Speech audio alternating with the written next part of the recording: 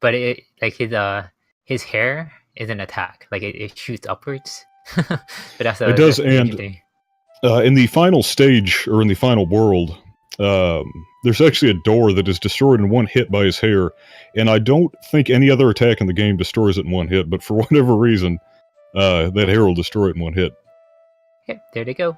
Okay, and we're coming up in the first stage. This is a pretty straightforward stage. You get a good taste of what's going on in the game.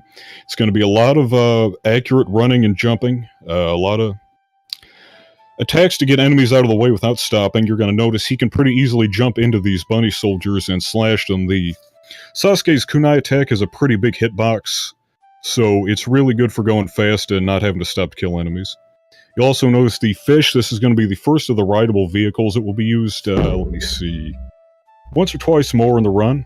And a lot of the vehicles aren't that useful. The only other useful one out of the 4 is the mouse car, which we will see coming up in the stage after he exits the town. Could you explain? I was trying to figure out why were they collecting as many coins as possible? I know they spend it on stuff, but what kind of stuff were they spending on? Well, money really isn't too tight in this game. You will be buying an entry pass at one point, and he'll also be buying armor, which will allow him to do some damage boosts through one of the castles. But other than that, money really isn't too important. You don't really have to worry about it. You can collect it or not. If you do game over, you lose half your money. Oh, so darn. if you were ever worried about maybe being in a marathon situation where you were to die and lose money, you could always collect a little bit extra.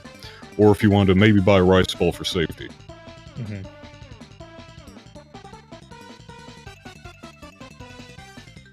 And the stages... What's that? Okay, sorry, I was just gonna say this. You can see the game is set in Edo, Japan. Oh yeah, that's correct. And here we're probably going to see the first instance of the cat doll, which is right there. You saw he pretty precisely figured that. Well, there's a precise enemy route in some stages where you want to make sure that you destroy 8 enemies, which will cause the cat doll to drop, and then avoid the cat doll drop. Now, the cat doll drop is supposed to be an upgrade for your weapon power. In Sasuke's case, it will make him throw kunai instead of just slashing his kunai. But that alters the hitbox of the kunai attack, and it makes it a lot more difficult to kill enemies as you're jumping into them. So he's actually going to go out of his way to avoid getting these cat doll drops.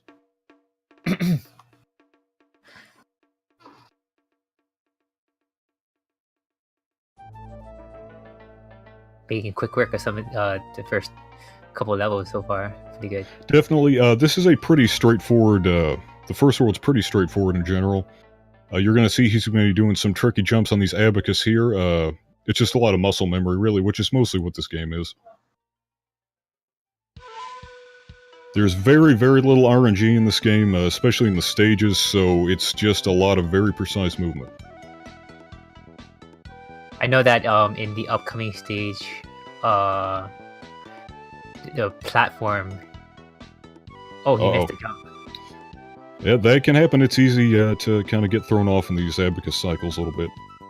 Yeah, so I was gonna say, like, later on in this stage, there is a platform cycle that you can miss, and it's not, and you just pretty much fall to your death. So yeah, that's right. And as Arius is saying there in the chat, sometimes the game does seem to eat your jump inputs a little bit. Unfortunately, you can't quite jump as quickly as you'd want to after landing. And there, the game, as you can see, this is sort of a sumo ring. Ostensibly, you're intended to get one of those sumo robots and carry it into this boss fight to use. You don't have to do that, though. You can just attack the boss and kill him much more quickly than using one of those robots.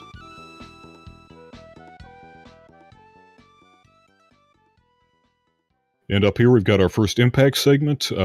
Impact was introduced in this game. He's pretty well known in the series, and I think he was in a vast majority of the games after this. But this first part is going to be an auto-scroller. He's going to be trying to destroy enough buildings, soldiers, trees, things like that to get 2 bombs. And you'll also notice his health goes up as he hits things and ticks down slightly. So health really doesn't matter too much in these boss fights, since they're strictly pattern-based. It's kind of hard to get to the point where you could get killed during one of these fights. But he will be getting Rio, which he'll also be using during the fight here too.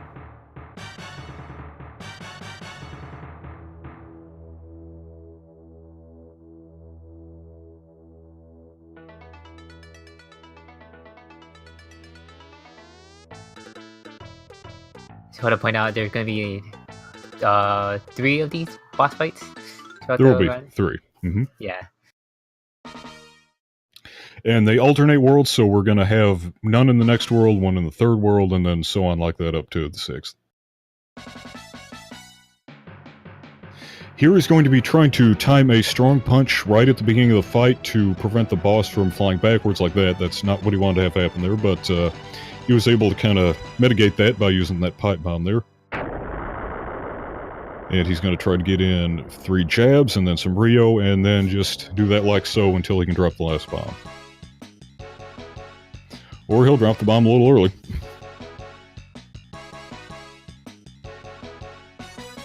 Oh, this pattern doesn't look like what he wanted. Yeah, that is not what you want. That ball attack, as you can see, caused a lot of lag. This is a pretty laggy game. You really want to avoid that. But he was able to recover there pretty quickly. So.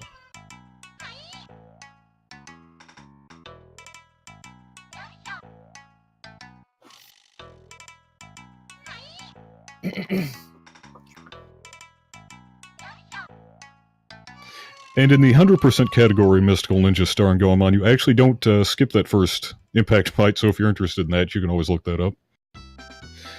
Here's a pretty long auto-scroller. Unfortunately, this game does have a number of relatively lengthy auto-scrollers. He'll be grabbing the fish car coming up here in just a minute and spamming bubbles, which makes a fun little honking noise, which you unfortunately can't hear on this stream. I like the, it's like, or something like that. Yeah. So there's not a whole lot to this stage. You want to make sure these flying lanterns don't stack up on screen or drop too many fireballs. That'll cause lag. And just take out these axe demons as they appear, so it doesn't. You don't have to wait for the screen to scroll.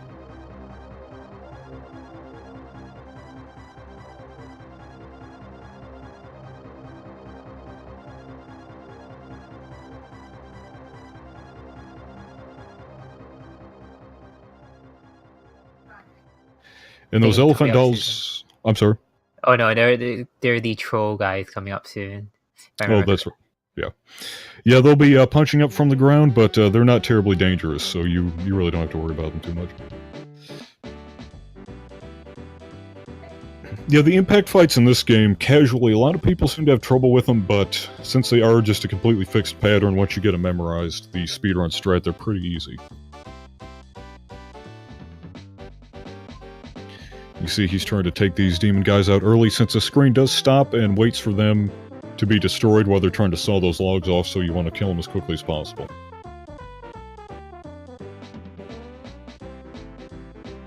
And the demons will be coming up here in just a minute, punching up from the ground.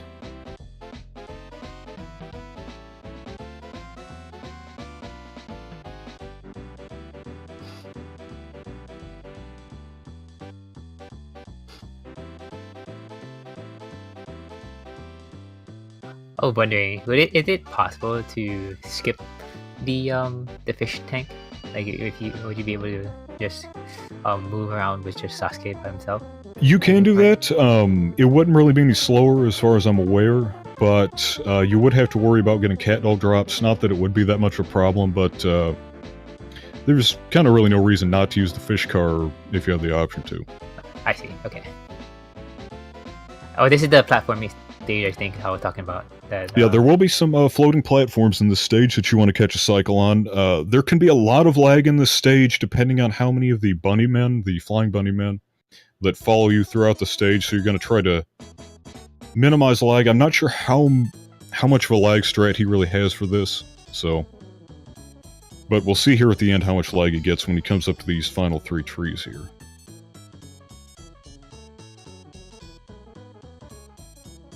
You can see it's slowing way down, that can happen. But that really wasn't too much lag.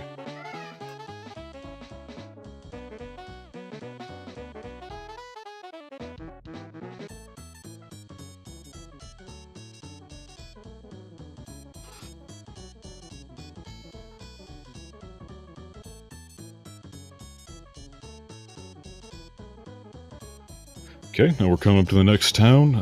Let's see. He will be buying the entry pass here. This is the only entry pass in this game that I believe so, anyway. And it's really just kind of a little distraction. There's not much to it. You just walk in the store or buy the entry pass and walk back out and use it to get past these guards here. The 2-player task of this game does a trick that I don't really understand that allows it to skip buying this entry pass. But I really don't know how that works and whether it would be RTA viable. We're going to the second castle here. You'll notice these bouncing drums. You can press the jump button to jump off them twice, and on a couple of them he will have to bounce twice to get enough height. Like there. Seems like those umbrellas can slow you down. Yeah. Yeah, you definitely want to try to be pretty precise with your jumps there so that you don't get caught on the edge of them. And he did land on the edge of the drum there. There is a small part of the hitbox on the drums that you can just stand on without bouncing, and it is a little bit quicker if you manage to get that. And here he's just mashing to float on these fans. And coming up here in just a minute, he'll be using this armor to do a few damage boosts to avoid having to wait on this hair. Like that.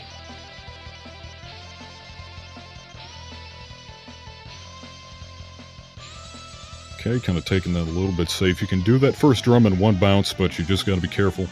And it might not really be worth it in a marathon.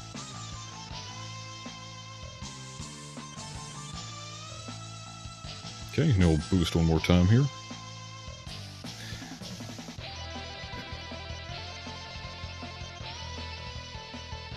Whoops, he did not intend to take a damage there, fall into that little pit, but he will be getting a full health coming up here right before the boss, so it's not too much of a problem, assuming he doesn't get hit again. Oh, no. That can happen. It's a little meme, by the way. Yeah, fortunately, death is not too costly in this game. Like I said, if you game over, you do lose half of your money and all of your health upgrades. But it's really not too big of a deal, so... And he will be getting full health and a health upgrade right there. Coming up on Kabuki, he's going to want to get in 2 hits with the kunai before he gets up at the top of the screen. And that will kind of skip a cycle of him floating all the way up to the top and using an energy attack, and you'd have to hit him with bombs to get him back down. So there he goes, gets it easily. And now he's just going to whale him down. And there it is. The next fight. Yeah, that was a really good fight. If you let him get away from you, just like most of the bosses in this game, it takes a lot longer.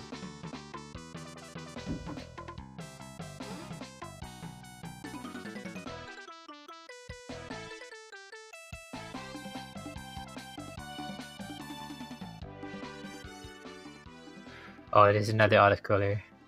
It is, and this one is an exceptionally laggy one. Fortunately, there's not a lot you can do to mitigate the lag in this stage. There's a couple little things, but it doesn't make too much of a difference.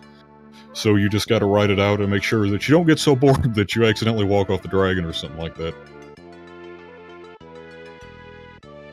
It seems like the background animation also causes some lag, which is... Yeah, the lightning causes lag, picking up the chests can cause lag, breaking the piles can cause lag.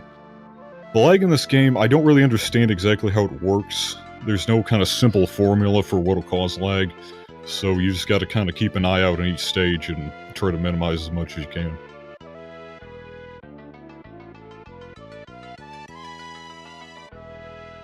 You can see he got a little bit of a lag spike there when he hit that pot. That's the kind of thing that can happen. Even though it doesn't really look like it put anything else on the screen, it still caused it to lag.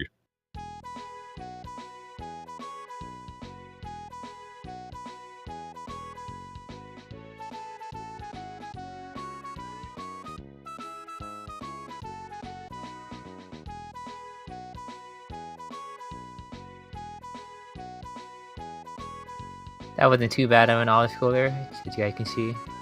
Yeah, that was pretty good. Like I said, you definitely don't want to take any kind of silly deaths there, and sometimes the hitboxes on the dragon can be a little weird. So that's good that he didn't have that problem. Here he'll be taking an alternate exit to this stage out of this town by paying, I believe it is 100 Rio to go through a secret passage.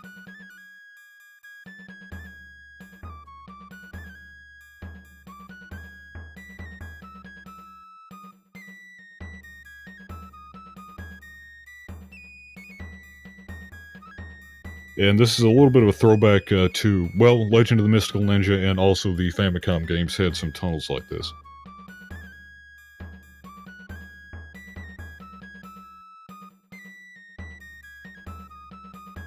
I noticed that the what's his name? Shaaf? Yeah. Mhm. He's holding the controller in like a claw motion or claw um well, basically the claw kind of hand. Is it comfortable? I mean, not comfortable, but is it better that way? Well, it's certainly not comfortable, but you really don't have a whole lot of a choice. To run, you do have to hold down the button for most of the game, so this game can definitely be tough on your hands. Okay. And what he did there, he managed to get through those platform cycles pretty quickly. That can be pretty tricky. If you mistime something, you can accidentally get hit, or just miss the edge of a platform and fall. So he managed to do that pretty well. Coming up on the Food Palace, minimizing lag there a little bit. You'll see these ramen bottles. The tops pop off, and it is kind of easy to get your input eaten when you're landing on those, so you want to be careful. This is my favorite stage as I watch this, because it makes me hungry, and I like food. Yeah, this game definitely introduced a lot of the more, outlandish elements of the Goemon series that would persist through most of the rest of the games, and were definitely pretty obvious in Mystical Ninja Star and Goemon. Here's come up to the waypoint. Now these, I'm not sure what these are supposed to be slicing exactly, but these slicers, you do want to be careful on them. The hitbox for getting killed on these is kind of weird, so if you hit them at a weird angle, you can kind of get drug into it and killed. And those jumping tempura can also be kind of finicky as they're jumping. At the height of their jump, they can kind of lose their hitbox, and you can go right through them. So that's definitely something to watch out for. Shadow puppet boss here. Yeah, this boss is also basically an auto-scroller. So you're just going to be kind of waiting out these enemy patterns, and there's not really much you can do to speed it up.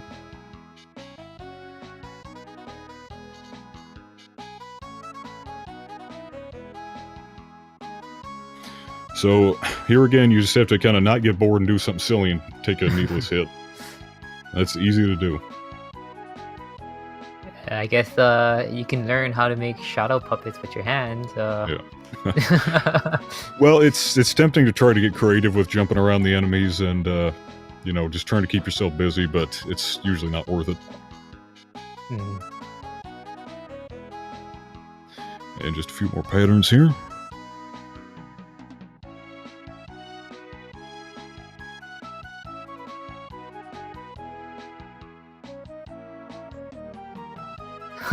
You can see that. Oh, I thought you were trying to.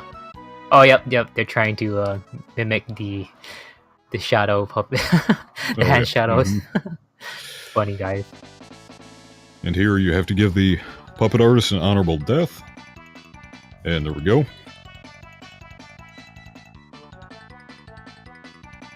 And now we'll be coming up on our second impact fight. And here you see one of the bunny men, of course, that we talked about earlier.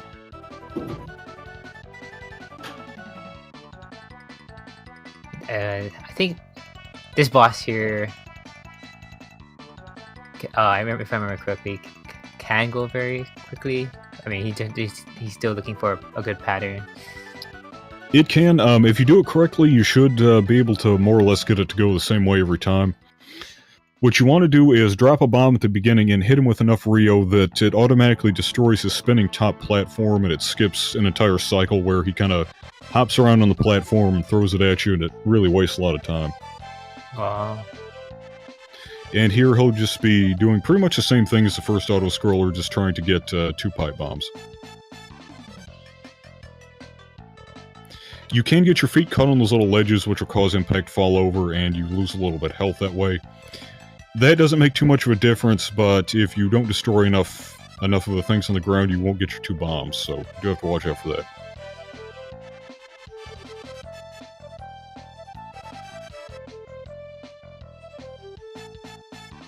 Oh, there's the bomb.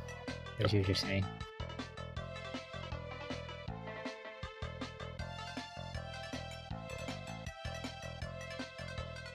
Okay, and you notice he's kind of moving his reticle around here to get ready to start firing that Rio after he throws the pipe bomb.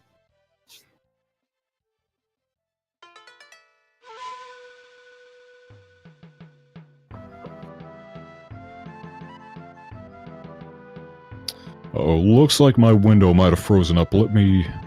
Mine too, actually. Okay. Might be a problem with the stream, I'm not sure. Uh-oh. Yeah, it looks like a... Let me...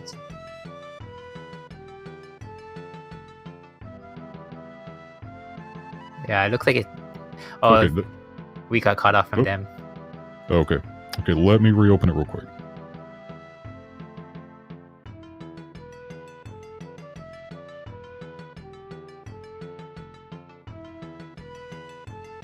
Yeah, the stream for RTA in Japan is currently malfunctioning, but don't worry, guys. They will be back up momentarily.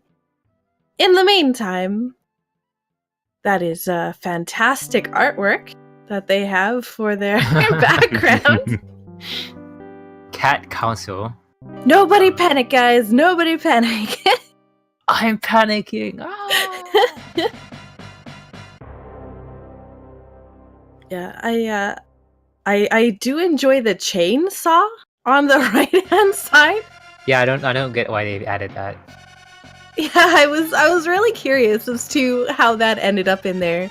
Maybe somebody knows. Yeah, how about now's a great time to learn how to make shadow puppets. Actually, since we got this opportunity, I'll go ahead and plug. There will be a Goemon Relay. This will be the fourth annual Goemon Relay, and it is scheduled to be on the 29th of April of 2018, and I believe it will be broadcast on the RTA in Japan channel. There are a number of us Western runners who are thinking about entering, so we might end up with a pretty decent-sized Western team this time. Good luck to you guys. Yeah. Yeah, So for Relay, is that multiple Goemon games, or is that just different kinds of speedruns for the same game? It is multiple Goemon games, quite a number of the games in the series. I'm not sure exactly which ones will be in yet. Of course, if I do participate, I'll be doing Goemon 2. That's the only game in the series I know. But we do have some other runners, and they might be entering too, so. And we're back. We're back? Okay, let me reload the stream real quick. Mm-hmm. Right now, they're running through the village, and then I think they're gonna pick up something. Okay, here we go. Okay, go. Yeah, he's just gonna be running through this village real quick. As you can see now, he's got the little star above his kunai. I'm not sure if he's gonna try to loot. There we go. If you attack the villagers in the town, certain kinds of villagers anyway, depending on their class, you will get attacked by the village guards, and that'll let you take a quick hit to lose your weapon upgrade if you've accidentally got one. And here's another instance of the mouse car. He's going to be trying to carry this through the entire stage. Get a little bit of a lag spike there. You don't really want that to happen, but... Taking out these basket head monks. There we go. And there'll be a lot of enemies towards the end, so he'll get kind of another big lag spike, but there's not really a lot you can do about that.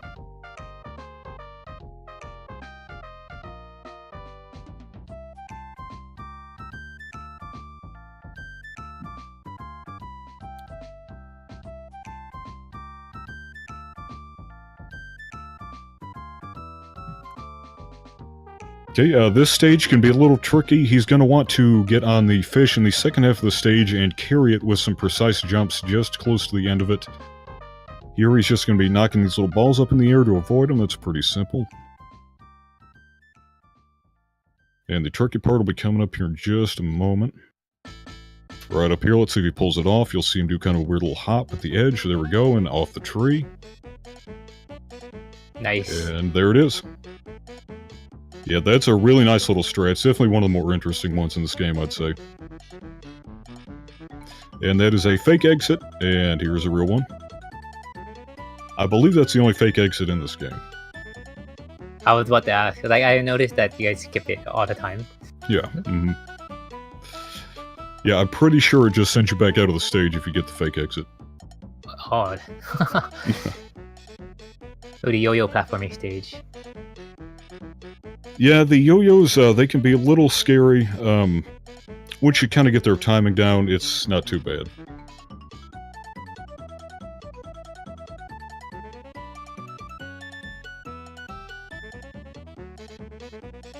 Okay, you'll notice those purple thief guys. If you hit them, they'll start spawning Rio as you continually hit them, and it causes a whole bunch of lag, so you definitely never want to attack them. Do you mind explaining this part here? It looks like the platform had a bigger hitbox. It does. You can stand on the edge and kind of get prepared to go ahead and crawl through. Okay. Okay, and this part is going to be another auto-scroller. He's going to be attacking a lot of these enemies off screen by throwing bombs to go ahead and kill them before they come on screen to reduce lag a little bit.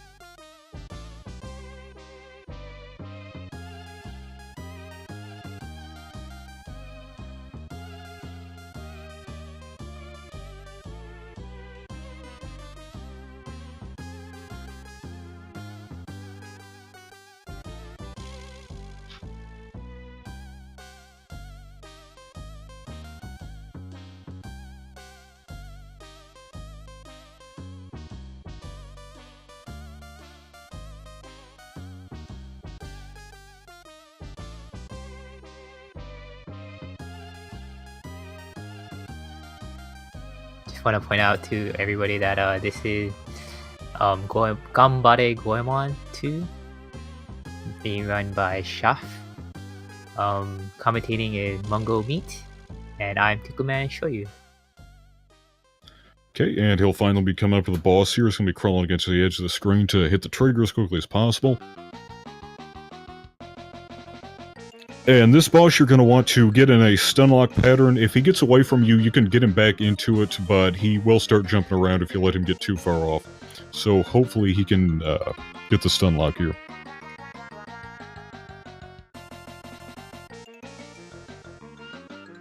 And this boss's pattern is the same every time if you do it the same way, so you don't really have to worry about any randomness. Neat. Okay, and there we go. There's a pretty much perfect fight.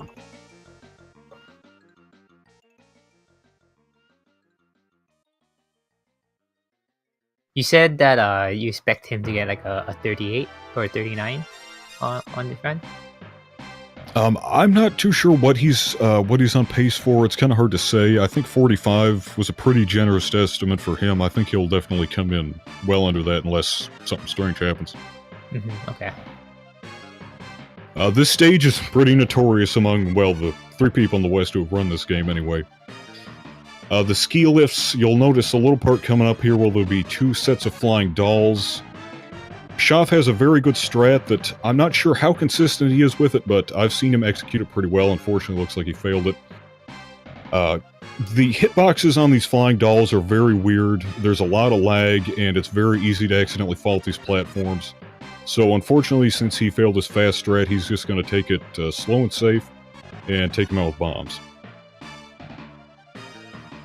So, yeah, kind of unfortunate that you weren't able to see the fast strat, because it really is impressive to see, and it's not obvious how difficult it is unless you've tried it. I've never actually managed to pull it off. I'm not sure what his secret is. But still, pretty solid. You definitely don't want to manage to take a death in that stage, or you'll have to start back from the beginning, so...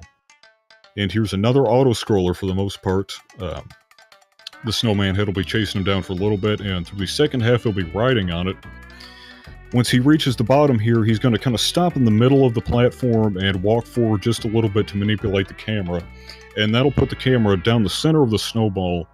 And if you do that, you won't get hit by any of the enemy's attacks through the second part of the stage. So you notice right here, he's going to manipulate it to get it a little bit back.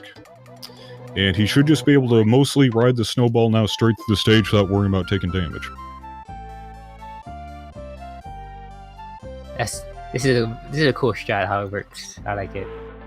Yeah, it is really neat, and it's really not hard to do either, so if for whatever reason anyone was interested in learning this game, I'd definitely look into doing that, because this stage can be kind of inconsistent if you don't do that. Or you can get a whole lot of extra lag just from having to kill enemies that would hit you otherwise. He will be more than likely killing some of these fish here.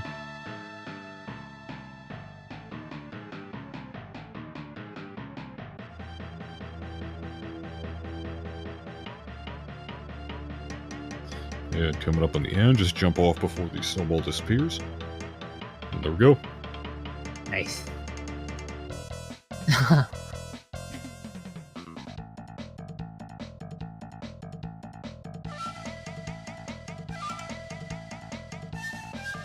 You guys hear any background noise? It's raining. I'm not hearing anything. Okay, cool. And he'll be coming up on the next impact boss. There's really no final stage in this world, so to speak. He's just going straight to the boss.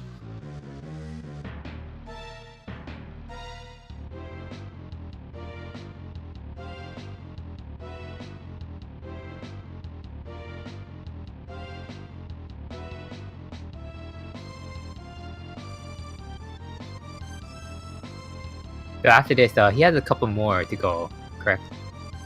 Well, this will be the last world coming up after this. Okay, yeah.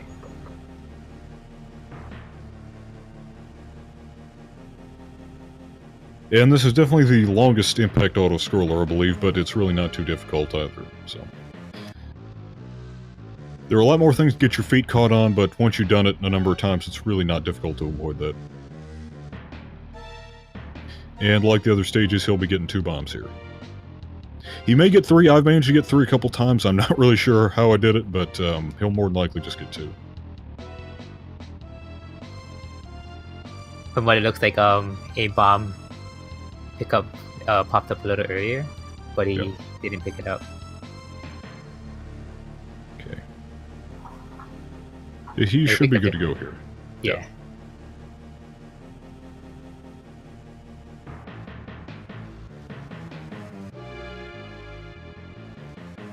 The Tengu. I mean, that's what it looks like. Yeah, this boss is it's pretty much the same as the other impact fights. It's completely consistent as long as you do the same thing every time. Just gonna hit him with some Rio here, wait for his give him a few punches and wait for the extendo arm attack here. And hit him with Rio. Just tank that hit.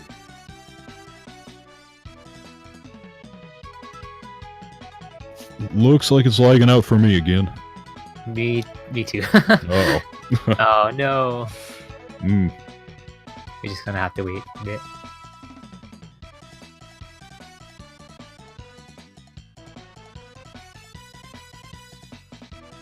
Oh. Okay. We'll just wait until we get it back again.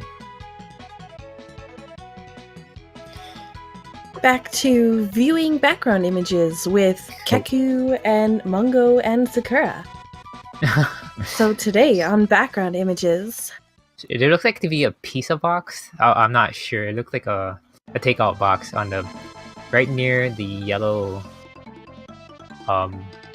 hanger with the lab coat. I was actually thinking the same thing. Like it was covering a vent. Maybe the air conditioning's on, and because she's wearing such a interesting outfit, it's just too cold. So she put the pizza box on the air conditioner in order to prevent air from coming out. I also see that I feel like there is a secret door. Yeah, you see in a picture. With yes. I mean, it could be a secret door. It could just be the wall itself being that. I don't know. It looks like it. Yeah, that could be the button for the secret door on the floor. Well,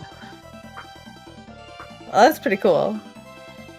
I definitely want to know why the stand there is holding, like, food. The big trophy stand looks like there's something foodie in it. So it looks like we are, looks like we're back. Oh, we're back, alright. Let me refresh. Yeah. Maybe not. Oh. It plays for a second and then stops. I think it's just playing the same thing over and over again.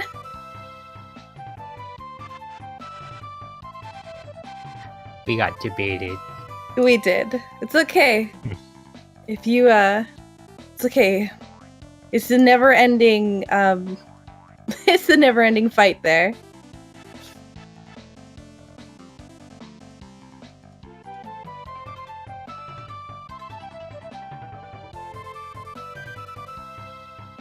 I'm curious to know what kind of console that is, though. A cat mod version of an Xbox. That's what it looks like. I know that. Did anybody discuss about the green blob pet thing on it? I was wondering if that was like a slime? Like a king slime, maybe? I don't know. Got a little cute crown on it. The first time I was looking at this image, I thought that the monkey was drinking out of something. I didn't think that was actually a box. Or a bomb, sorry. Huh. Interesting. She has stars in her eyes too, by the way. Oh, yeah.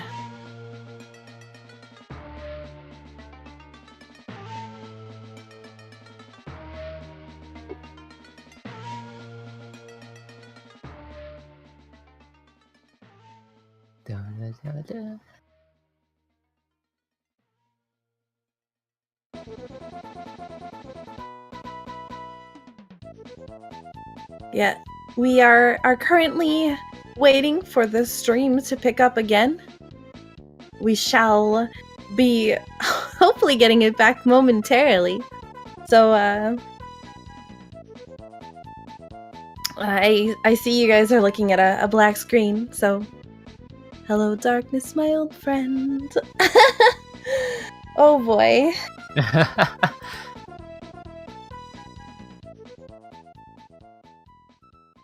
So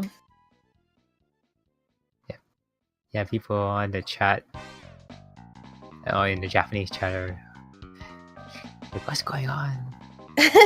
some people are blaming Ubisoft servers. Oh yeah.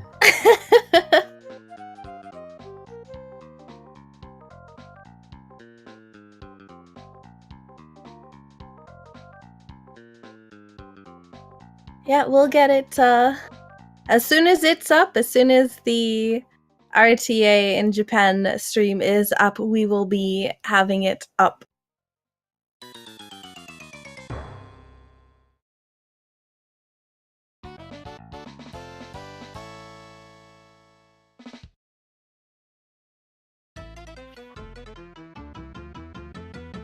Can you read Japanese, Mungo Meat?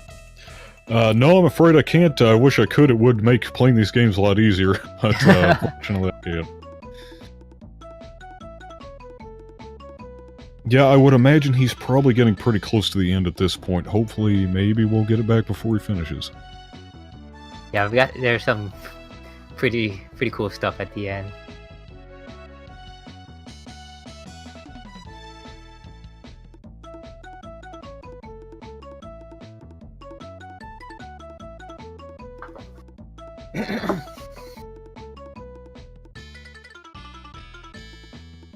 I know that the last boss fight there, they already a quick kill. Oh, not the last boss, but second to the last boss, I would say. Yeah, well, the last boss first form does have a pretty neat quick kill if you can manage to pull it off, which is pretty tricky.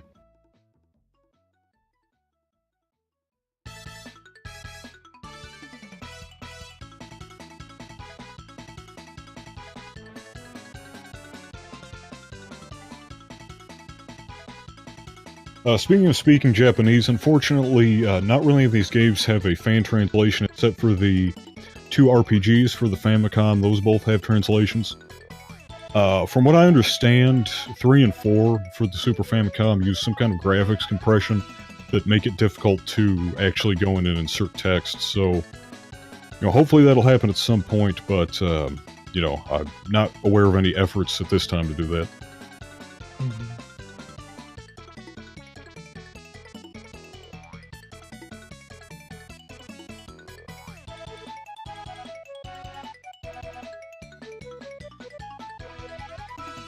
Yeah, if you're just joining us at the moment, the RTA in Japan stream is currently down. They are working on fixing it.